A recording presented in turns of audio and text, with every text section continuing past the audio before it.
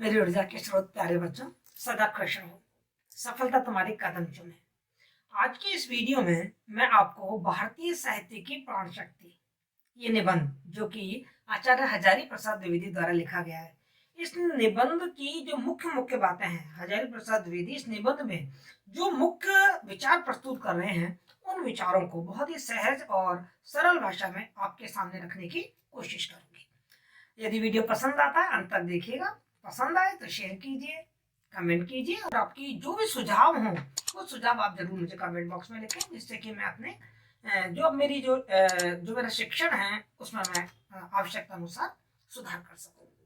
तो मैं यदि भारतीय साहित्य की प्राण शक्ति इस निबंध को जब मैं देखती हूँ तो मैं ये देखती हूँ कि सबसे पहले जो मूल रूप से हजारी प्रसाद द्विवेदी कहना चाह रहे हैं इस निबंध में, वो ये कहना चाह रहे हैं कि किसी भी साहित्य की समीक्षा करने के लिए, किसी भी काव्य की समीक्षा करने के लिए हमें अपने संस्कारों से ऊपर उठना बहुत ही जरूरी है, क्योंकि काव्य और साहित्य बहुत ही सुकोमल चीज है। तो जब आप उसकी समीक्षा कर रहे हो, उसकी आलोचना कर रहे हो, तो आप अपने देशगत और कालगत जो संस्कार है, आपके अपने संस्कार हैं, उनसे ऊपर उठिए।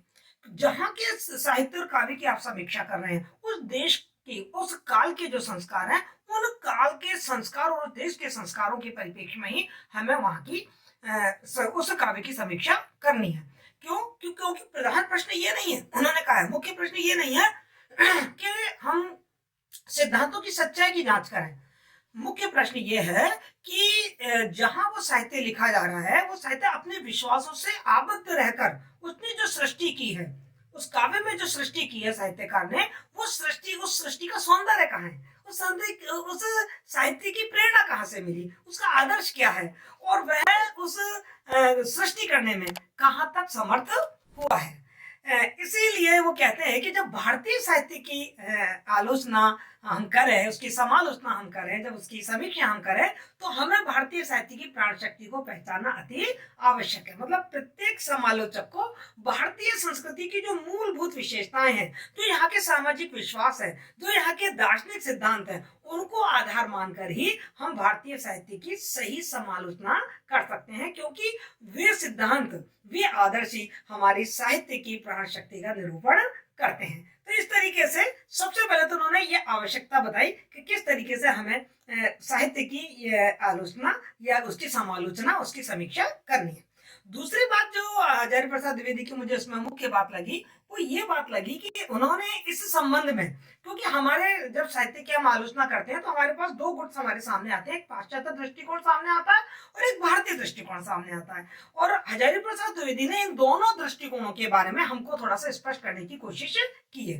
उनका कहना यह है कि जो पाश्चात्य जो पंडित हैं, यूरोपियन जो विद्वान हैं, वो जब किसी चीज की समीक्षा करते हैं, ये जो उनकी जो सभ्यता है, वो सभ्यता के जो प्रेरणा स्रोत है वो तीन है। एक तो ग्रीक विचार, एक बाइबल, और बाइबल के साथ जो आधुनिक विज्ञान है, इन तीनों का मिश्रण उन जो यूरोपियन पंडित हैं, जो पाश्चात्य विद्वान हैं, उनके जीवन सत्य को, मतलब वो इसके आधार पर ही एक ऐसी जीवन संबंधी सत्य अपने मन पर अंकित कर लेते हैं, जिसके मापदंड में वो साहित्य की समीक्षा करते हैं। उन्होंने ये कहा है कि जो पाश्चात्य पंडित हैं, उनके विचारों पर भी जो ग्रीक विचार हैं, उनका प्रभाव हमें ज्यादा देखने को मिलता है, बाइबल का बहुत ही कम देखने को मिलता है। और जो आधुनिक विज्ञान है, उस आधुनिक विज्ञान का प्रभाव भी हमको केवल जो बाह्य विषय वस्तु है उसी पर प्रभाव देखने को मिलता है। तो वो उसी संस्कार से अपने भारतीय साहित्य की, हमारे भारतीय साहित्य की समीक्षा कर रहे हैं। तो वो कह रहे हैं जैसे उनका वो सत्य है, उसी तरीके से भारत का भी तो एक सत्य हो सकता है। भारत के विद्वान भी तो अपना एक संस्कार बना सकते हैं, क्योंकि उनके जो सत्य है, उनकी जो समीक्षा का आधार है, वो भी आर्य चिंतन, द्रविड़ विचार और जो आधुनिक विज्ञान है उसके मिश्रण से बना है।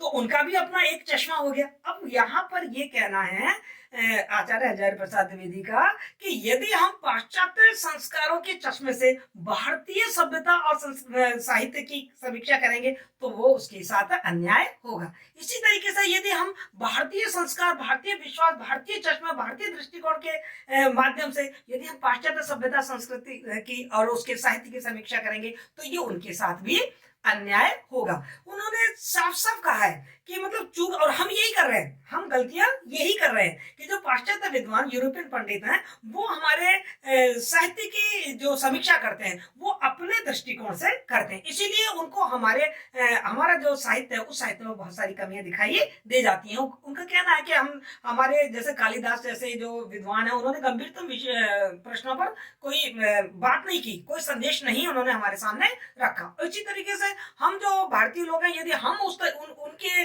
अपने सिद्धांतों के प्रति ईमानदार रहते हुए उनके साहित्य की समीक्षा करते हैं तो हमें ऐसा लगता है कि जैसे उनके जो श्रेष्ठ नाटककार हैं वो भी माया जन्य ब्रह्ममूलक जो बातें हैं उनमें ही घूम कर प्रश्नों में उलझते जा रहे हैं। मतलब उन्होंने शाश्वत सत्ता को जैसे समझा ही नहीं है, और एक तरीके से ऐसा लगता है जैसे कोई उनका जो नाटक है, उनके जो साहित्य है वो उद्देश्यहीन होकर मायाजाल में छटपटा रहा है, पर परस्पर विरोधी जो कर्तव्य की उलझन है वो उनको सता रही है, ऐसा हमें महसूस होगा। इसलिए द्विवेदी जी बिल्कुल स्पष्ट रूप से ये वाली बात कह रहे हैं कि किसी भी देश के साहित्य को समझने के लिए, उसकी समीक्षा करने के लिए वहां के आदर्श, वहां के संस्कार, वहां के जो दार्शनिक सिद्धांत हैं उन सिद्धांतों के आधार पर ही, उस चश्मे से ही उस साहित्य की समीक्षा की जानी चाहिए। उन्होंने इस बात का उदाहरण देके भी स्पष्ट किया है कि जो ग्रीक काव्य है ना, ग्रीक काव्य और ट्रेजेडी पर जैसे ग्रीक पौराणिक कथाओं का प्रभाव है और उसी प्रभाव के परिणाम स्वरूप वहां पे ऐसी ट्रेजेडी लिखी गई जिसमें हम ये देख रहे हैं कि कोई भी मृत्यु लोकवासी सुंदरता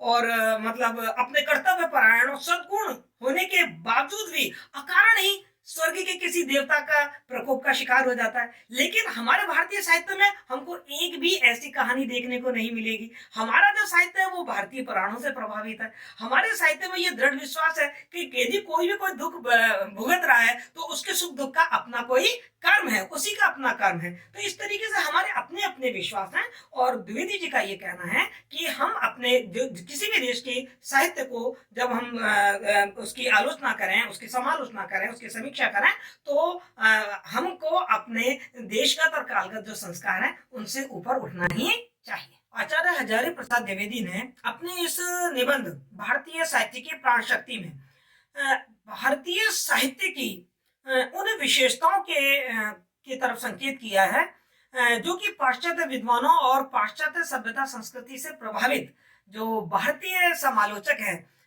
उनके आलोचना की शिकार बनी है। उन विशेषताओं की ओर संकेत करते हुए उन्होंने कारण बताया है कि भारतीय साहित्य में ये चीज क्यों और कैसे आई, उनका जवाब दिया है। तो पहले हम उन विशेषताओं पर थोड़ा सा ध्यान केंद्रित करते हैं जिन विशेषताओं की ओर आचार्य प्रसाद द्विवेदी जी ने अपने इस निबंध में संकेत किया है। सबसे पहले वो जो बताते हैं कि समूचे साहित्य में अकस्मात घट जाने वाली कोई भी बात हमारे भारतीय साहित्य में दिखाई नहीं देती, और ये वाली बात ग्रीस ट्रेजेडी जो यूरोपियन साहित्य है ना उसकी जान है। वहां हर चीज अकस्मात घटती है, हमारे यहाँ कोई भी चीज अकस्मात नहीं घटती। भारतीय साहित्य में उल्टी इस वाली प्रवृत्ति को बड़ी सावधानी के साथ दूर रखा है, और यहाँ की काव्य नाटकों में अधिकांशतः हमें यह भी देखने को मिलता है कि यहाँ के जो नायक और नायिका हैं वो या तो कोई उनकी जो कथा है या नायक नायिका है वो लोक विश्रुत है, मतलब समाज में काफी लोकप्रिय है, या कोई इतिहास समर्थित पुरुष हैं। साथ ही उन्होंने ये भी देखा है कि जो पाश्चात्य साहित्य है उसमें कौतूहल की, जिज्ञासा की प्रवृत्ति जो पाठक है उसको हमेशा जागरूक बनाए रखता है। लेकिन हमारे भारतीय साहित्य में ये प्रभाव थोड़ा सीमित रूप से दिखाई देता है, और ये जो विशेषताएं हैं वो पाश्चात्य विद्वानों को खटक जाती हैं, और पाश्चात्य सभ्यता संस्कृति से प्रभावित जो हमारे भारतीय विद्वान है उनको भी खटक जाती हैं। तो बड़े अच्छी तरीके से आचार्य हजारी प्रसाद द्विवेदी ने इन सारी आलोचनाओं का जवाब हमारे सामने रखा है कि हमारे भारतीय साहित्य में ये विशेषताएं क्यों कराई। उन्होंने बताया कि जैसे यूरोपियन साहित्य है वहां सारा का सारा दुखांत, मतलब उनका जो साहित्य है वो दुखांत है, ट्रेजेडी में खत्म होता है, जबकि भारतीय साहित्य है वो सुखांत साहित्य है, आशावादी साहित्य है, उसमें आस्थावादी चिंतन हमको देखने को मिलता है। साथ ही वो एक विशेषता और बता रहे हैं कि हिंदी साहित्य में जो नवीन ज्ञान है उसके प्रति थोड़ी सी हमको उदासीनता दिखाई देती है। वो उदासीनता क्यों दिखाई देती है? क्योंकि हमारे भारतीय जो संस्कार है, जो विश्वास है, उसमें ज्ञान को एक विशेष दृष्टिकोण से देखा गया है। वह यह नहीं मानता कि ज्ञान की प्राप्ति में मनुष्य खुद उसकी ओर नित्य अग्रसर होता है। मतलब उनकी दृष्टि में ज्ञान अपने आप में एक चरम स्थिति है। ज्ञान अनंत है और उसका जो वास्तविक रूप है वो भी वैसा ही है, यानी कि साध्य के भीतर ही वो ज्ञान है। हिंदू साहित्य में इसलिए इसीलिए जो नवीन ज्ञान के प्रति, अनुसंधान के प्रति एक उदासीनता हमको दिखाई देती है। मतलब यह है कि वह तो उस विद्या को, उस ज्ञान को ज्ञान ही नहीं मानता हमारा भारतीय साहित्य, जो मुक्ति का कारण ना हो, जो मनुष्य को कर्म बंधन में बांधे, उसको कर्म बंधन से छुटकारा ना दिलाए। और इस वाले विश्वास ने हमारा साहित्य है, हिंदी का जो साहित्य है, उसको बहुत ज्यादा प्रभावित किया है। इसीलिए ज्ञान के प्रति भारतीयों की इस दृष्टिकोण ने हिंदी साहित्य को बेहद प्रभावित किया है। इसके साथ ही हम अपने साहित्य में जो ऋण है, जैसे ऋषि ऋण के परिणाम स्वरूप हम अपने साहित्य में क्या देखते हैं कि हिंदुओं के निकट कोई भी ज्ञान उपेक्षणीय नहीं है। वो हर ज्ञान को ग्रहण कर लेता है, मतलब उसमें ग्रहणशीलता है। मतलब इतिहास इस बात का साक्षी है कि हिंदुओं ने अपने साहित्य में दुनिया की जो विभिन्न जातियां थी, विभिन्न जो ज्ञान विज्ञान था, उस ज्ञान विज्ञान को उन्होंने बहुत ही सहजता के साथ अपने साहित्य में अपना लिया। मतलब बाहरी ज्ञान को हिंदू आचार्यों ने इतने दर्द के साथ अपनाया है, ऐसा समाधान उनको दिया है, इतना मार्जित करके दिया है कि देखने वाले को भी आश्चर्य हो जाता है। मतलब हिंदुओं ने बड़ा कमाल दिखाया है कि उन्होंने जो विदेशी ज्ञान विज्ञान है उसको भी अपनाकर और उसे अपना बना लिया। साथ ही हम अपने भारतीय साहित्य की एक विशेषता क्या देखते हैं कि हमारे साहित्य में प्रकृति की जो शक्तियां हैं उनका बड़ा जीवंत चित्रण हमको देखने को मिलता है। और ये जो अभी मैं आपको विशेषता बता रही हूँ, जो भारतीय साहित्य की विशेषता है वो मैं विशेषता बता रही हूँ जो द्विवेदी जी ने जिनकी तरफ संकेत किया है। और उसके बाद मैं इस वीडियो में उसके बाद मैं आपको बताऊंगी कि ये विशेषता भारतीय संस्कृति में किन सिद्धांतों के परिणाम स्वरूप आई है, वो कौन से विश्वास थे, वो कौन से आदर्श थे जिनके कारण हमारे भारतीय साहित्य में ये विशेषता आई है। वो कहते हैं हमारे भारतीय साहित्य में एक विशेषता और हमको देखने को मिलती है, वो ये है कि भारतीय इतिहास में जो भी दमित थी, जो शोषित थी, जो नीच कही जाने वाली जातियां थी, उन्होंने कभी भी कोई विद्रोह नहीं किया। क्यों नहीं किया? क्योंकि इस विश्वास के पीछे उनका कर्मफल का सिद्धांत था। मतलब यहाँ पर जो जिस व्यक्ति की दुर्गति हो रही है वो भी अपने कर्मों की दिहाई देता है और जो उच्च पद पर बैठे हुए हैं लोग वो भी अपनी कर्मों की ही दुहाई देते हैं कि हम ये सब कर्मों के कारण ही प्राप्त कर रहे हैं। तो इस तरीके से यहाँ का हमें विद्रोह की भावना देखने को नहीं मिलती है और यहाँ का जो साहित्य है उसमें हमें भाग्यवादिता बहुत देखने को मिली। द्विवेदी जी यहाँ पर एक बात कहते हैं कि हाँ, ये जो चीज है कि विद्रोह नहीं हुआ या विद्रोह की भावना दबा दी जाती है, ये हमारे समाज के लिए कोई शुभकारी नहीं रही। क्योंकि जिस समाज में विद्रोह की भावना को दबा दिया जाता है वो समाज धीरे धीरे धीरे धीरे पतन की ओर अग्रसर होता चला जाता है। और वो कहते हैं कि हिंदी साहित्य का ये जो पहलू है वो वास्तव में शोचनीय है। ये जो है वो कमजोर कड़ी है, ये हमारे हिंदी साहित्य की एक कमजोर कड़ी है, उन्होंने बहुत स्पष्ट किया। उसके साथ बाद उन्होंने बताया कि भारतीय साहित्य जो कार हैं, काव्य जो कार हैं, उन काव्यकार और साहित्यकारों ने काव्य का उद्देश्य क्या माना, किस उद्देश्य से उन्होंने साहित्य को लिखा, उस उद्देश्य को देखते हुए तो हम उसकी समीक्षा करेंगे।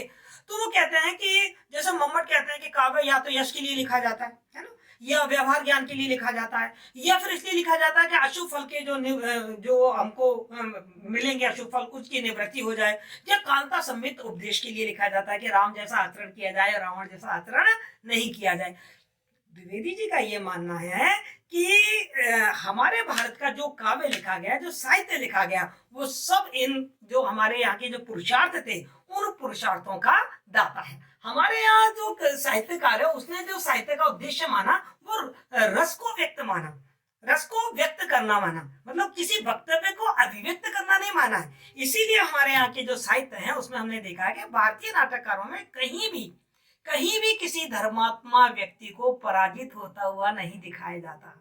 कभी भी सद्गुणों से अनुप्राणित जो व्यक्ति है वो कठिनाइयों से जूझता है लेकिन अंत में वो जीतता है, हारता नहीं है। और ये सब हमारे यहाँ की जो कम फल की व्यवस्था है उसी के परिणाम स्वरूप हमें देखने को मिलता है। भारतीय काव्य में जो यहाँ के ऋषि हैं, यहाँ के जो कवि हैं, वो अपने मनोभावों को अभिव्यक्त करने की अपेक्षा दूसरे के मनोभावों को व्यक्त करने का प्रयत्न करता है और ये अपने आपकी आनंदनी जो उसकी प्रवृत्ति है उसको पहचानने के लिए करता है। मतलब कभी भी यूरोपियन नाटकों जो नाटक हैं उनकी भांति पापात्मा अपनी कूट बुद्धि से धर्मात्मा को अंत तक पछाड़ने में सफल नहीं होता है। ये हमारे जो भारतीय साहित्य का जो कर्मफल का सिद्धांत है ना, उसके कारण हमको अपने साहित्य में ये विशेषता देखने को मिलती है। और इसी चीज को ध्यान रखते हुए मतलब हमारे भारतीय साहित्य की आलोचना कर दी जाती है। जैसे कि आपके जो श्री कीत है, उन्होंने कालिदास की आलोचना कर दी है, ये कहकर के मानव जीवन के गंभीरता प्रश्नों के लिए कालिदास ने हमारे लिए कोई संदेश ही नहीं दिया। और द्विवेदी जी का मानना यह है कि ऐसी बातें केवल यूरोपियन पंडित ही नहीं, आए दिन बहुत सारे यूरोपियन विद्वान या जो यूरोपीय से दृष्टिकोण से जो प्रभावित हैं, वो इस तरीके की बातें करते रहते हैं। लेकिन वो बातें ऐसी बातें वो इसलिए करते हैं क्योंकि उन्होंने भारत के वो सिद्धांत, वो दार्शनिक आदर्श, वो दार्शनिक जो विश्वास थे, उनका समुचित अध्ययन नहीं किया है। तो उन्होंने कहा कि यदि वो उन सिद्धांतों का अध्ययन कर लेते तो उन्हें अपने आप समझ में आ जाता कि जिस समाज में ऐसे दर्शन, ऐसे सिद्धांत हो, उस समाज का मनुष्य कभी भी जीवन के गंभीरतम प्रश्नों का उत्तर देने की जरूरत ही नहीं समझेगा। क्यों? क्योंकि उसकी दृष्टि में तो जीवन की जितने भी गंभीर प्रश्न है उनका समाधान हो चुका है ज्ञान, क्योंकि ज्ञान तो अपने आप में ही स्वतः स्फूर्त है, तो उनका समाधान हो चुका। बाकी प्रश्न केवल ऊपरी हैं, भ्रमजन्य हैं। तो इस तरीके से वो, क्योंकि उन्होंने वो सिद्धांत और आदर्श जो भारतीय साहित्य की प्राण शक्ति है उनको नहीं समझा है, इसलिए वो भारतीय साहित्य के प्रति अन्याय कर बैठते हैं। तो इस प्रकार द्विवेदी जी ने अपने इस निबंध में भारतीय साहित्य की उन विशेषताओं की ओर संकेत किया जिनको लेकर यूरोपियन पंडित या पाश्चात्य दृष्टिकोण से प्रभावित भारतीय विद्वान भारतीय साहित्य की आलोचना करते हैं। अब मैं आगे आपको ये बताऊंगी कि वो कौन से आदर्श हैं, वो कौन से सिद्धांत हैं, वो कौन से दार्शनिक विचार हैं जिनके कारण भारतीय साहित्य में ये विशेषताएं आई जो मैंने अभी आपको गिनाई है। हजारी प्रसाद द्विवेदी जी का मानना है कि हमारे भारतीय साहित्य की जो ये विशेषताएं है ना, इन विशेषताओं का कारण हमारे विश्वास है, हमारे दार्शनिक सिद्धांत है। उसमें उन्होंने सबसे पहले जो दार्शनिक सिद्धांत और विश्वास हमें दिया वो दिया है पुनर्जन्म और कर्मफल का सिद्धांत।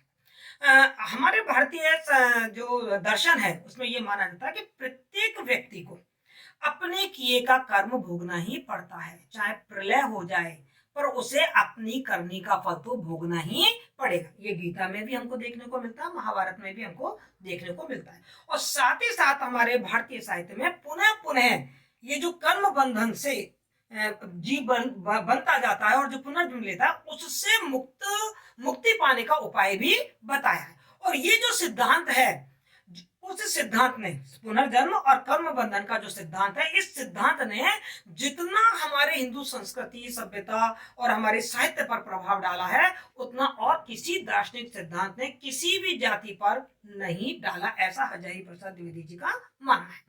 वो यहाँ पर यह भी बताते हैं, मतलब प्रश्न चला तो उन्होंने ये भी बताया है कि पुनर्जन्म का सिद्धांत तो दुनिया में यदि हम कहीं अध्ययन करें तो हमें फिर भी देखने को मिल जाएगा। जैसे पाइथागोरस ने भी पुनर्जन्म के सिद्धांत को माना, लेकिन जो कर्म फल प्राप्ति का सिद्धांत है उस पर एकमात्र देखा तो पेटेंट है भारतीय सभ्यता संस्कृति का। किसी और सभ्यता संस्कृति में हमको कर्म फल के सिद्धांत की विवेचना हमको नहीं मिलती है। ये बात अलग है कि कुछ विद्वानों में मतभेद है। कुछ लोग ये कहते हैं कि जो पुनर्जन्म का जो सिद्धांत पाइथागोरस ने माना है वो पाइथागोरस ने कभी किसी भारतीय मनीषी से ही सीखा है, लेकिन कुछ विद्वान कहते हैं कि नहीं, पाइथागोरस की अपनी ही ये मतलब अपनी मौलिक उत्पत्ति थी, भारतीय मनीषी से नहीं सीखी है। चलिए ये एक विवाद का विषय हो सकता है, हम इस पे बहस भी नहीं करेंगे, लेकिन हाँ ये पक्की बात है कि भारत के जो कर्मफल के सिद्धांत की व्यापकता है और जो विशिष्टता है इसको सभी लोग मानते हैं। साधारणतः सभी जो भारतीय मनीषी हैं उन्होंने ये कर्मफल और पुनर्जन्म के सिद्धांत और ये जो संसार है, इस संसार में 3 गुण की व्याप्ति बताई है, सत्व, तम और रज गुण। ये 3 गुणों से बना हुआ जो ये दुनिया है, इस दुनिया में हमारे भारतीय मनुष्यों ने 2 तरीके के तत्व माने हैं। उन्होंने कहा है जो एक तत्व वो शाश्वत है, वो कभी भी नष्ट नहीं होता है, और जो दूसरा तत्व है वो जड़ है और नाशवान है।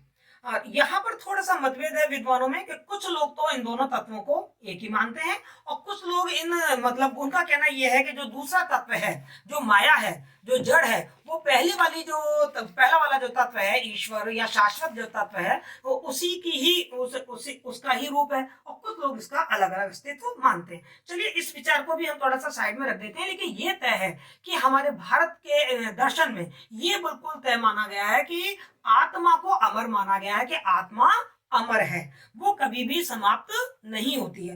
अब ये जो आत्मा की अमरता है, इस सिद्धांत ने हमारे भारतीय साहित्य को कैसे प्रभावित किया वो देखिए। इस विषय पर भारतीय दार्शनिकों में कहीं कोई मतभेद नहीं है कि आत्मा नाम का जो तत्व है वो एक स्थायी है और वो अमर है, और वो एक रस रहता है, वो हर सुख दुख से परे और सदचित आनंद स्वरूप में रहता है। और जब कर्म के बंधन में वो पड़ जाता है तो फिर वो मृत्यु के बाद जन्म का कर्म फल भोगता हुआ एक जन्म के बाद दूसरा जन्म और तीसरा जन्म इस तरीके से प्राप्त करता चला जाता है। अब यहाँ पर कुछ लोग एक प्रश्न पूछते हैं, वो ये पूछते हैं कि जब आत्मा सब सुख दुख से परे है ना, और वो अपने आप में मतलब इन सब चीजों से माया से उदासीन रहती है, तो फिर ये जो कर्म है वो एक जन्म से दूसरे जन्म तक कैसे प्रभावित होते हैं? तो उसका उत्तर देते हुए हमारे जो भारतीय शास्त्रकार हैं उन्होंने लिंग शरीर की बात बताई कि होता क्या है कि आत्मा एक शरीर से संक्रमित होकर दूसरे शरीर में जाती है। जैसा कि गीता में कहा गया है कि मृत्यु क्या है, जैसे हम वस्त्र बदलते हैं वैसे हमारी जो आत्मा होती है वो शरीर को बदल देती है, पुराने शरीर को छोड़कर, और हम नए शरीर को धारण करते हैं। देखिए हमारे जो कर्म के संस्कार हैं वो आत्मा के साथ प्रभावित होते चले जाते हैं। वो कहते हैं कि हमारा जो उपनिषद है, बृहदारण्यक उपनिषद, उसमें भी इस तरीके का उदाहरण दे रखा है कि जैसे जोंक जब किसी दूसरी तिनके पर चढ़ती है तो वो क्या करती है कि अपने शरीर का पहला भाग आगे वाले तिनके पर रख देती है और उस पर रख के फिर पीछे वाले भाग को भी समेट के और आगे वाले भाग पे चली जाती है। बिल्कुल उसी तरीके से हमारी जो आत्मा होती है वो भी पुराने शरीर को छोड़कर और नए शरीर में प्रवेश कर जाती है। और आत्मा को जब अपनी प्रकृति है या इस माया का वास्तविक ज्ञान हो जाता है तभी कर्म बंधन से वो मुक्त होती है। अब भगवान ने गीता में कहा भी है कि ज्ञान की जो अग्नि है वो समस्त कर्मों को भस्मसात कर देती है, और इस ज्ञान से बढ़कर कोई भी पवित्र वस्तु दुनिया में कोई दूसरी नहीं है। और जो ज्ञान का स्वरूप है वो खुद ही आनंद स्वरूप कहा गया, उसको सत्य स्वरूप कहा गया, उसको आनंद का स्वरूप कहा गया। और आत्मा को जब अपने इस मौलिक जो उसका रूप है उसका जब ज्ञान हो जाता है तो वो कर्म बंधन से मुक्त हो जाता है, अर्थात उसको मोक्ष की प्राप्ति हो जाती है। इसी को मोक्ष की स्थिति माना गया है, जो भारतीय साहित्य का एक बहुत मूलभूत सिद्धांत है। कर्म को समझाने के लिए हमारे भारतीय शास्त्रकारों ने साफ कहा है कि 3 प्रकार के कर्म बताए हैं हमारे यहाँ। एक कर्म बताया संचित कर्म। संचित कर्म वो कर्म है जो कि हम इस जन्म में करते, अब तक हमने जो करे हैं वो संचित कर्म है। दूसरे प्रकार के कर्म जो बताए हैं वो बताए उन्होंने प्रारब्ध कर्म। प्रारब्ध कर्म कौन से, जो हम पहले करके आए हैं और जिनका फल हम इस जन्म में भोग रहे हैं। और तीसरे प्रकार के कर्म उन्होंने बताए क्रियमाण कर्म। क्रियमाण कर्म वो कर्म है जो अब हम करने जा रहे हैं, जिनको अब हम करने वाले हैं, वो क्रियमाण कर्म है। अब हमारे भारतीय शास्त्रकारों ने साफ साफ कहा है कि ज्ञान की अग्नि से, मतलब जब ज्ञान प्राप्त हो जाता है आत्मा को कि आत्मा तो खुद अपने आप में सत्य स्वरूप है, आनंद स्वरूप है, वो माया से और कर्म बंधन से अलग होनी चाहिए। जब ये ज्ञान प्राप्त हो जाता है तो संचित कर्म तो नष्ट हो जाते हैं, पर जो प्रारब्ध कर्म है वो तो भोगने ही पड़ते हैं, वो समाप्त नहीं होते हैं। ज्ञान की अग्नि से, मतलब द्विवेदी जी ने बताया है कि ज्ञान की अग्नि से संचित कर्म जलकर दग्ध बीज की तरह निष्फल हो जाते हैं, लेकिन जो प्रारब्ध कर्म है वो संस्कार वश हमको उस प्रकार भोगने पड़ते हैं, और उसी के कारण हमारा शरीर धारण, हम अपने शरीर को धारण किए रहते हैं। और उसका उदाहरण उन्होंने ऐसे दिया है कि जैसे कुम्हार जब कोई अपना चक्र चलाता है तो जब वो लाठी से चक्र चलाता है तो चक्र घूमता रहता है, और लेकिन जब वो चलाना बंद कर देता है तो भी वो उसकी गति से थोड़ी देर तक घूमता रहता है। तो उसी तरीके से जो प्रारब्ध कर्म के कारण हम अपना शरीर जो धारण किए हुए हैं वो शरीर हमारा छूटता नहीं है, उस प्रारब्ध कर्म के कारण वो शरीर हमारा रहता है और उस प्रारब्ध कर्म के फलों को हम यहाँ भोगते हैं। और यहीं पर द्विवेदी ने कहा है कि हमारे भारतीय शास्त्रकारों में हमें स्वर्ग नरक के विचार की अवधारणा भी मिलती है। मतलब स्वर्ग नरक के जो विचार है वो पौराणिक विचार, और जो हमारे वैदिक कालीन जो ऋषि थे उन्होंने हमारे सामने रखे। उन्होंने कहा कि साधारणतः पुण्य कर्म के लिए आत्मा का कुछ दिन, जब वो पुण्य कर्म करता है, कोई आत्मा पुण्य कर्म करती है, तो अपने पुण्य कर्म का फल भोगने के लिए उसको कुछ समय के लिए स्वर्ग में जाना पड़ता है। उसी तरीके से यदि कोई आत्मा पाप कर्म करती है तो उसको उसका उसका दुख भोगने के लिए उसको नरक में कुछ समय के लिए उसको नरक में जाना पड़ता है, और फिर वापस वो मृत्यु लोक में आता है, और मृत्यु लोक में आकर फिर वो यहाँ जन्म ले लेता है। इस तरीके से उसका जन्म पुनर्जन्म अपने कर्मों के कारण होता रहता है। यही कर्म बंधन है, इसी को उन्होंने बताया कि यही कर्म बंधन है। तो क्या है कि ये जो स्वर्ग नरक का जो विचार है और जो मोक्ष विचार है, ये वास्तव में भारतीय मनीषियों में भी दो वर्ग थे। एक वैदिक ऋषि, उन्होंने स्वर्ग और नरक की अवधारणा हमारे सामने रखी, और एक जो आर्यतर जो मुनि थे, उन्होंने हमारे सामने उपनिषदों के माध्यम से मोक्ष के जो विचार था वो हमारे सामने उन्होंने रखा। तो इस तरीके से ये जो कर्म बंधन है, ये उन्होंने बताया कि किस तरीके से जो कर्म है वो किस तरीके से हमें बंधन में डालते हैं और उनका फल हमें कैसे प्राप्त होता है। इसके साथ ही फिर द्विवेदी जी हमको बताते हैं कि हमारा साहित्य कर्म फल के सिद्धांत के साथ साथ हमारे यहाँ जो ऋण त्रय, तीन तरीके के ऋण बताए गए हैं मनुष्य पर, उसकी धारणा से भी हमारा साहित्य बहुत ज्यादा प्रभावित है। द्विवेदी जी ने अपने निबंध में बताया है कि मनुष्य जब पैदा होता है तो पैदा होते ही वो तीन प्रकार के ऋणों को साथ लेकर ही उत्पन्न होता है, ऐसा कहा जाता है। और वो तीन ऋण कौन कौन से हैं? उसमें से पहला ऋण है पितृ ऋण, दूसरा ऋण है ऋषि ऋण, और तीसरा ऋण है देव ऋण। क्या होता है कि जब मनुष्य पैदा होता है, तो मनुष्य जब पैदा होता है तो वो एक शरीर लेके पैदा होता है। शरीर में उसकी इंद्रियां होती हैं, और उन्हीं इंद्रियों के माध्यम से वो इस दुनिया का, इस जीवन का आनंद का उपभोग करेगा। उसको ये शरीर और इंद्रिय किससे मिले? अपने माता पिता से मिले। तो ये ऋण उसका ऊपर हो गया अपने माता पिता का, जैसे पितृ ऋण के नाम से जाना गया है। और ये पितृ ऋण और किसी तरीके से नहीं चुकाया जा सकता। मतलब हमारे दर्शन में ये भी बताया है कि ये तीन ऋण है, और इन तीन ऋणों को आपको चुकाना कैसे है उसका तरीका भी बताया है। तो उन्होंने बताया कि ये जो पितृ ऋण है इसके चुकाने का सिर्फ एक ही तरीका है। और क्या वो तरीका है उसको?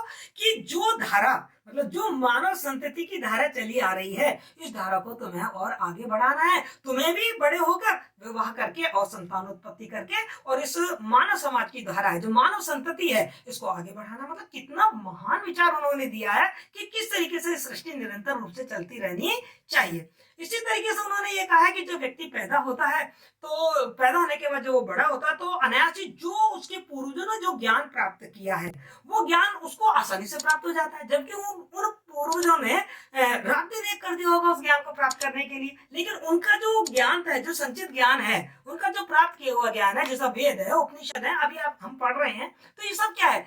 हमारे ऋषियों का, हमारे जो मनीषी हैं, उनका ऋण हमारे ऊपर हो गया। इसको हम कहते हैं ऋषि ऋण।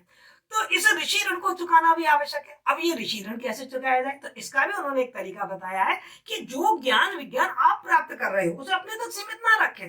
उस ज्ञान विज्ञान को भी सुरक्षित रखते हुए आपको आगे की संतति को सौंपना है, जिससे कि ज्ञान विज्ञान और संस्कृति की धारा अजस्र रूप से प्रवाहित होती रहे। मतलब आप देखिए कि भारत के दर्शन के सिद्धांत एक एक मतलब कैसा सिद्धांत है कि अध्ययन अध्यापन के माध्यम से हम अपने ऋषि ऋण है उससे हम ऋण हो सकते हैं। तो इस तरीके से ऋण संबंधी जो विश्वास है, इसने हमारे भारतीय साहित्य पर बड़ा प्रभाव डाला है। अब यहाँ पर मैं आपको बता दूं, थोड़ा सा प्रसंग बस ये वाली बात बताई है कि यूं तो संतति को उत्पन्न करके हम अपना पितृ ऋण चुका देते हैं, लेकिन ब्रह्मचारियों के लिए और जो विधवा स्त्री हैं उनके लिए इससे थोड़ी छूट बताई गई है कि उनके जो पावन कर्म है उनके माध्यम से उनको मोक्ष की प्राप्ति हो जाएगी। मतलब हम लोगों को तो मोक्ष की प्राप्ति तभी होगी जब हम पितृ ऋण से मुक्त हो जाएंगे, जब हम ऋषि ऋण से मुक्त हो जाएंगे, और जब हम देव ऋण से मुक्त हो जाएंगे। मतलब देव ऋण को चुकाने का भी हमारे भारतीय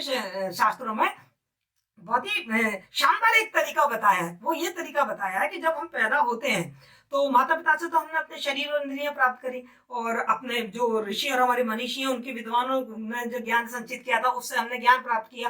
और ये जो प्रकृति है, प्रकृति की जो शक्तियां हैं, वो भी तो हमें बहुत कुछ दे रही है। जैसे ये ऑक्सीजन है, हवा मिल रही है, पानी मिल रहा है, आपका सूरज है, चांद की शीतलता है, धरती है, मिट्टी है, ये जो प्राकृतिक शक्तियां हैं ये भी तो हमें हमारे जीवन के लिए बड़े महत्वपूर्ण है। तो हमारे, और ये सब किसके द्वारा है? ये देव के द्वारा उत्पन्न है। तो हमारे ऊपर देव ऋण भी है। तो इस देव ऋण को चुकाने का भी हमारा क्या तरीका है कि हम प्रकृति की जो शक्तियां हैं उनके प्रति मान सम्मान और उनको संरक्षित रखें। हमारे मतलब शास्त्रों में उनके लिए कि उन शक्तियों के लिए हम यज्ञ करें, है ना। और एक तरीके से क्या है, यज्ञ करके हम अपने पर्यावरण की शुद्धि तो करते हैं, तो उन प्राकृतिक शक्तियां हैं उनको भी देव के रूप में पूजा गया है। देखो, जल को पूजा गया है, वायु को पूजा गया, हमारे यहाँ सब ये देव माने गए हैं और इन सब के प्रति हमारे मन में एक श्रद्धा भाव है और हम इसकी पूजा करते हैं और इनको संरक्षित रखते हैं। जैसे पेड़ पौधों को संरक्षित रखे हैं हम, सूरज की पूजा करते हैं हम, धरती की पूजा करते हैं, जल को हम देवता मानते हैं। तो इस तरीके से प्राकृतिक शक्तियों के प्रति अपने सम्मान और अपने श्रद्धा भाव को रखकर और उनको संरक्षित करके हम देव ऋण को भी आसानी से चुका लेते हैं।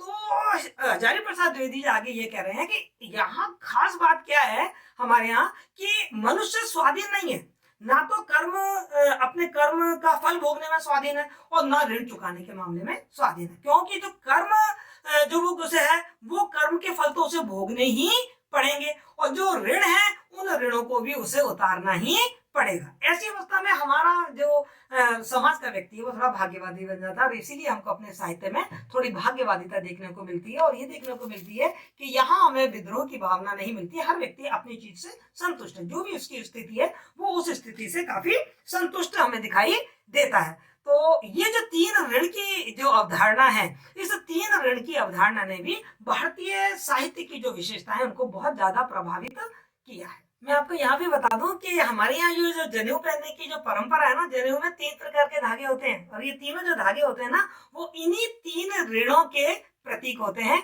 जो हमें अपने जीवन भर उतारने हैं और उन 3 ऋणों को उतार कर ही हमें मोक्ष की प्राप्ति होती है। हिंदू शास्त्रों में 4 पुरुषार्थ भी माने गए हैं। वे हैं धर्म, अर्थ, काम और मोक्ष, और उन्होंने इन पुरुषार्थों को ऋण मुक्ति का धनात्मक कार्य माना है।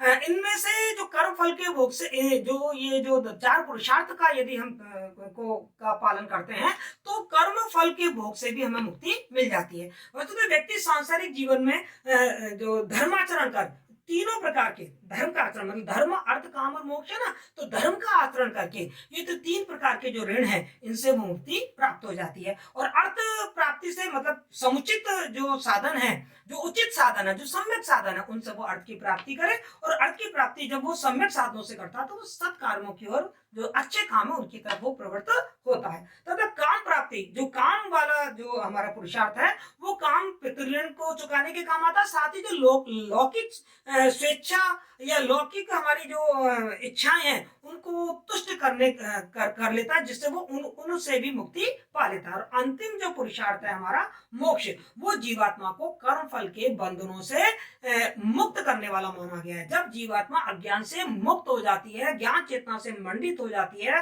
तो उस पर माया का या प्रकृति का कोई बंधन नहीं रह जाता। उस दशा में उस आत्मा को मोक्ष की प्राप्ति हो जाती है। और ये जो सिद्धांत है वो हमको गीता और हमारे साहित्य में बहुत व्यापकता से मिलता है और इस सिद्धांत ने हमारे भारतीय साहित्य को बहुत प्रभावित किया है। द्विवेदी जी बताते हैं कि इन बाद में जाके आगे थोड़ा जब हम चलते हैं तो हम देखते हैं कि जो वैष्णव आचार्य थे उन्होंने इन 4 पुरुषार्थों के अलावा एक 5वें पुरुषार्थ की भी कल्पना कर दी और वह थी भक्ति, यानी कि ईश्वर के प्रति प्रेम। और ये जो प्रेम था, ईश्वर के प्रति जो प्रेम था, जो भक्ति थी, उसने हमारे भारतीय साहित्य को कितना प्रभावित किया हम सब जानते हैं। भक्ति काल में चाहे कबीर हो, चाहे मीरा हो, चाहे सूरदास हो, चाहे रसखान हो, चाहे जयसी हो, सबने मतलब हमारे साहित्य को बहुत ज्यादा परिपुष्ट करके और ज्यादा आगे से आगे बढ़ाया है। तो इस द्विवेदी जी ने इस संबंध में भारतीय चिंतन को इस निबंध में स्पष्ट करते हुए कहा है कि भारतीय काव्य और भारतीय साहित्य, उसका जो उद्देश्य है, उसका प्रयोजन ही क्या है? इन्हीं पुरुषार्थों की प्राप्ति ही हमारा मुख्य प्रयोजन है साहित्य का। साहित्य लिखने का प्रयोजन ही हमारा यही है। इस प्रकार हम ये कह सकते हैं कि हजारी प्रसाद द्विवेदी ने अपने इस निबंध में, भारतीय साहित्य की प्राण शक्ति, इस निबंध में पुनर्जन्म में विश्वास, कर्मफल के सिद्धांत को बहुत ही विस्तार से समझाते हुए ये बताया है कि भारतीय साहित्य की प्राण शक्ति इन सिद्धांतों में बसती है। मतलब सारा भारतीय साहित्य इन्हीं सिद्धांतों से अनुप्राणित है। भारतीय साहित्य की प्राण शक्ति को यदि समझना है, यदि उसकी समुचित आलोचना और समालोचना करनी है, तो निश्चित रूप से भारतीय साहित्य के अध्येता को इन सिद्धांतों का ज्ञान प्राप्त करना, इन सिद्धांतों के बारे में जानकारी प्राप्त करना बहुत ही जरूरी है। तभी वह भारतीय साहित्य के गुण दोषों की उचित समीक्षा कर सकता है, अन्यथा उसकी जो आलोचना होगी वो औचित्यपूर्ण नहीं होगी। तो इस प्रकार प्रकार मैंने आपको भारतीय साहित्य की प्राण शक्ति आचार्य हजारी प्रसाद द्विवेदी के जो विचार थे उनको काफी सरल शब्दों में और उदाहरण के साथ समझाने की कोशिश की है। आशा है आपको ये बात समझ में आया होगा। यदि फिर भी कोई प्रॉब्लम हो तो आप कमेंट बॉक्स में जरूर अपने विचार देखें। Thank you so much.